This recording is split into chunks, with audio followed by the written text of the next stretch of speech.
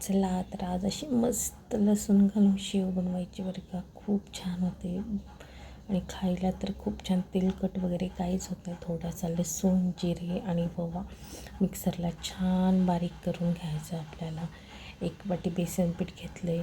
वजनी प्रमाणात हे पावशेर बेसन पीठ आहे. बेसन पीठ मस्त आपल्याला चाळून घ्यायचं आहे, म्हणजे बेसन पीठ हलकं होतं. बेसन पीठ चाळल्याच्या नंतर त्याच वाटीने आपल्याला अर्धा वाटी तांदळाचं पीठ घ्यायचं आहे. तांदळाच्या पिठाने शेव खूप छान होते. खूप घालायचं नाही, चवीपुरतं मीठ घालून घ्यायचं आहे आपल्याला. इथे मी हळद घातलेली आहे. हळद घातल्याच्या नंतर इथे आपल्याला थोडासा सोडा घालायचा आहे. खूप थोडासा सोडा घातला आहे, खूप घातलेला नाही आहे.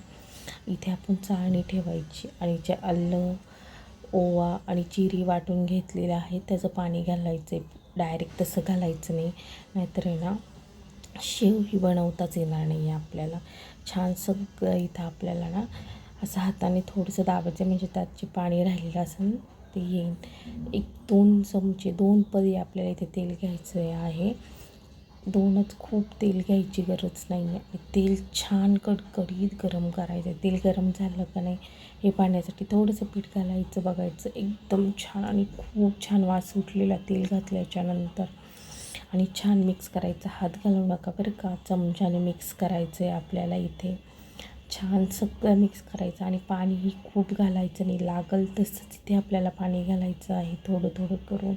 एकदम पाणी घातलं पीठ खूप पातळ होतं आणि शेव टाकताना मग इथे सगळ्या गिठळ्या होतात. तुम्ही खाण्याच्या सोड्याऐवजी इथे थोडासा पापड खारही घालू शकता.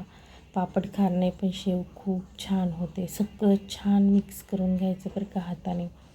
आता दिवाळीत करू शकता किंवा दिवाळी झाल्यावर करू शकता. मध्ये आधी मुलांना खायचं म्हटलं तर अशी शेव झटपट होते बरं का, खूप वेळ लागत नाही. अर्ध्या तासात तर आपली शेव बनवून तयार होते. छान मी इथे पीठ मळून घेतलेलं आहे शेव बनवायचं, बघू शकता. छान असं खूप पातळ करायचं नाही. आणि हा सोया जो आहे ना तो मी ॲमेझॉनवरनं मागवलेला होता, मला आवडला म्हणून. खूप छान आहे. ह्या साईडने ना इथे मोदकही बनवू शकतो आणि चकली शेव खूप म्हणजे खूप छान होते. मी पूर्ण दिवाळी ह्यानेच बनवलेली आहे. आज आपण आहे ना शेव पण ह्या सोऱ्याने बनवू. खूप झटपट होते. दाबायला थोडंसं जड जातं, पण घालायला खूप टाईम लागतो. आपण ह्याने झाले तर पाहूच. मी पण फर्स्ट टाईमच बनवते ही शेव.